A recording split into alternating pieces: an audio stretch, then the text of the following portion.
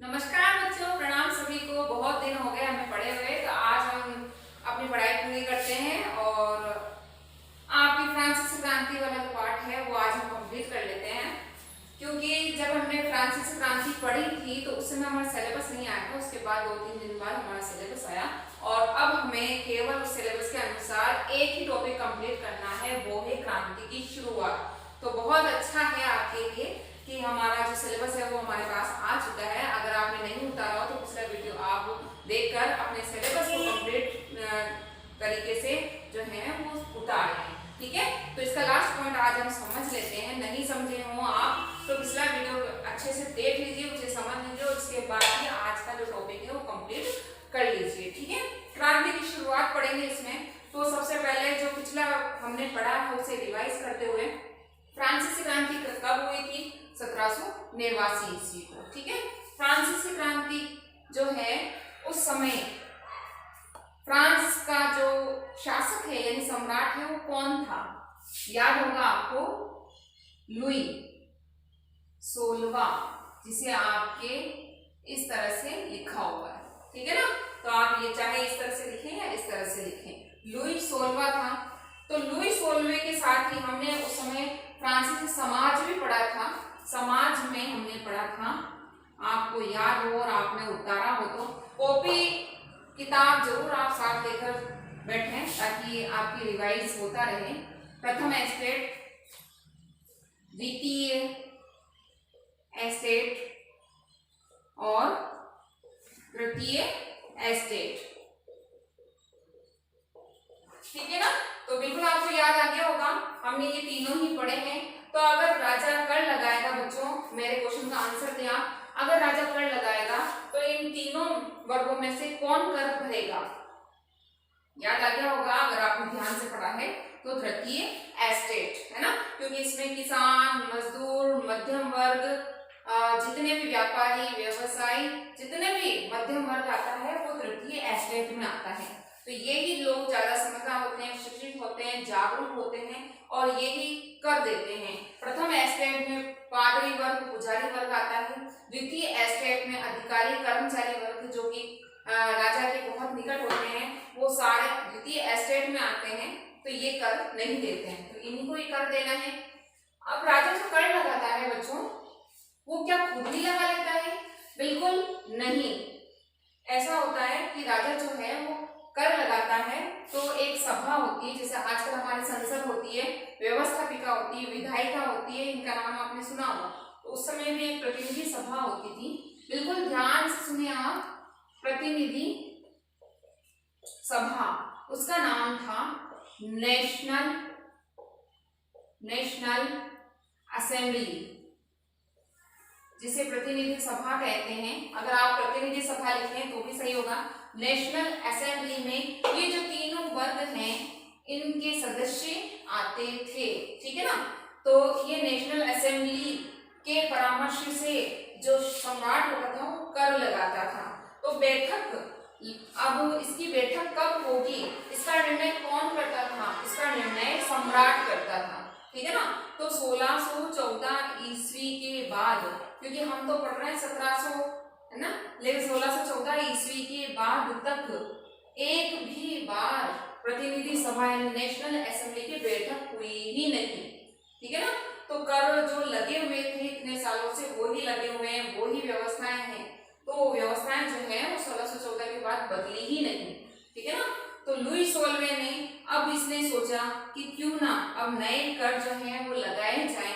तो 5 मई 1789 को इसने निर्णय किया कि इन सब नेशनल असेंबली को बुलाया जाए। तो नेशनल असेंबली के सदस्य तीनों एस्टेट के हैं। ठीक है, एक नियम और आप सुन लीजिए कि नेशनल असेंबली का जो नियम है, वोटिंग, अभी वोट चल रहा है ना, तो वोटिंग कैसे होती थी? वोटिंग जो है यानी मतदान जो है वो प्रत्येक वर्ग का एक मत होता था, एक वोट होता था। लेकिन तृतीय एस्टेट ने ये कहा कि नहीं, प्रत्येक सदस्य का एक वोट होना चाहिए।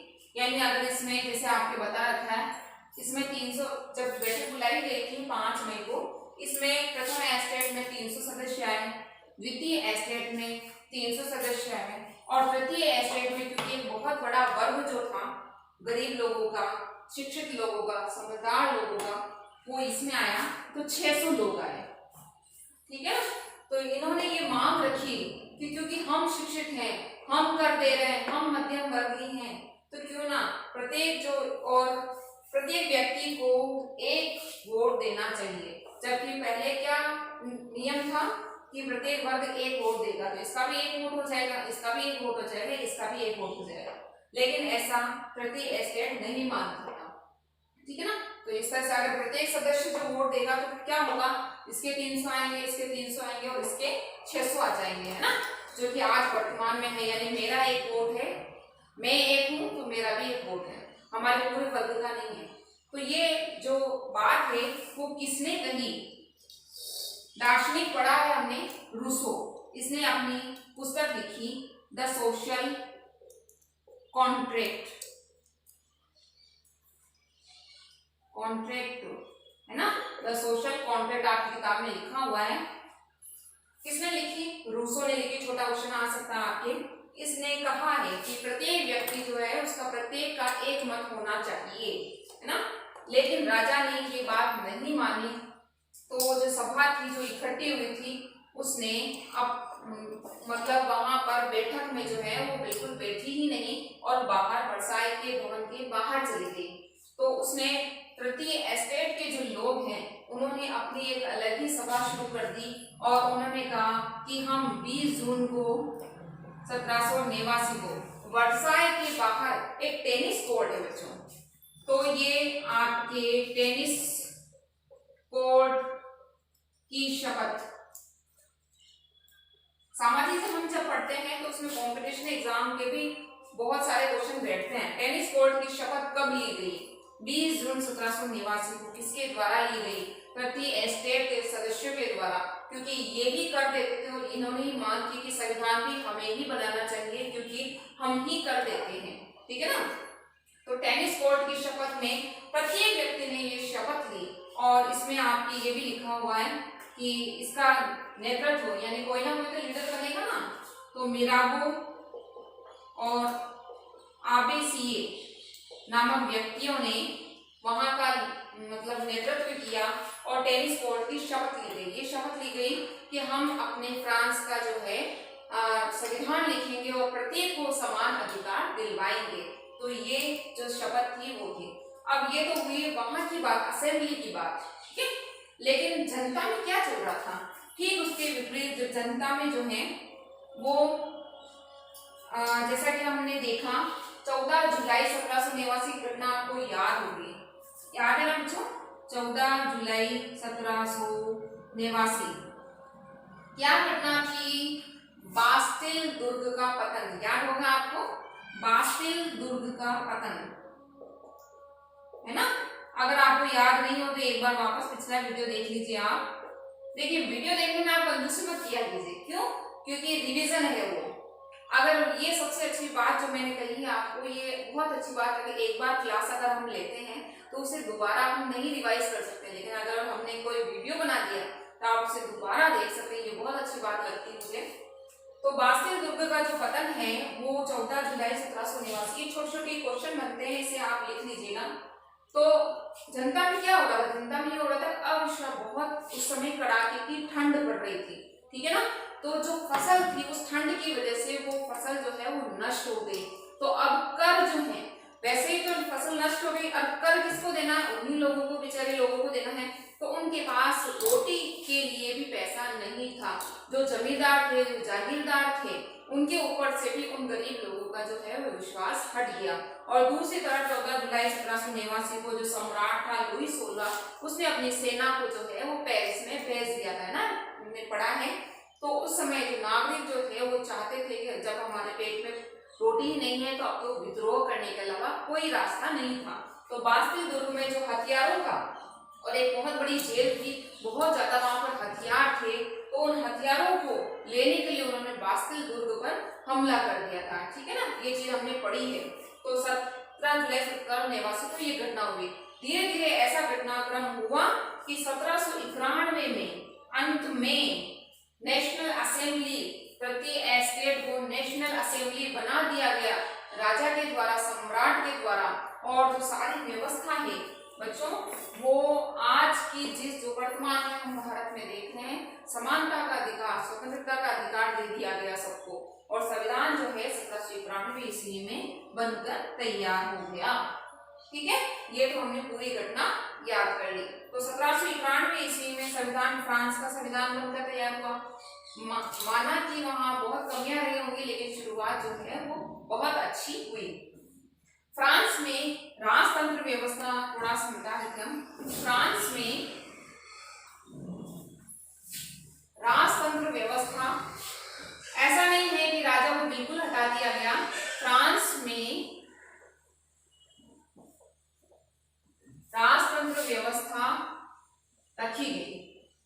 ठीक है ना, राजतंत्र व्यवस्था रही, राजा तब भी था, लेकिन शक्तियां जो हैं वो 3 भागों में बांट दी गई। पहला वही आपके व्यवस्थापिका या विधायिका, व्यवस्थापिका।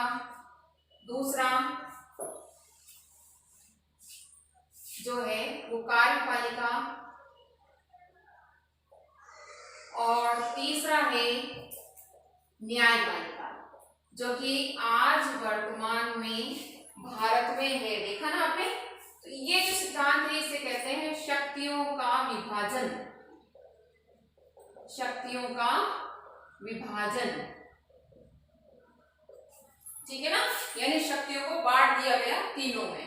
ठीक है ना, तो फ्रांस में राजतंत्र व्यवस्था, राजा अभी भी था, लेकिन उस पर 3 संस्थाओं के द्वारा जो है वो नियंत्रण प्रदान किया गया, नियंत्रण जो है वो किया गया। तो राजा जो है वो अब निरंकुश नहीं हो सकता, विलासी नहीं हो सकता, उसे अपनी जनता के लिए, देश के लिए अब कार्य करना होगा। तो कब से? 1791 ईस्वी से। ठीक है ना, तो ये जो थी वो फ्रांसीसी क्रांति थी। इसके बाद आपके एक 13 या 12 और 13 पेज नंबर पर आपके प्रतीक दिए गए, जिन्हें आप अगर चित्रकला में माहिर हो तो आप वो प्रतीक जो है वो बना सकते हैं। तो बहुत बहुत धन्यवाद बच्चों, खूब पढ़ें और खूब पढ़ें। फ्रांसीसी क्रांति का टॉपिक जो है वो आपके कंप्लीट हो गया है।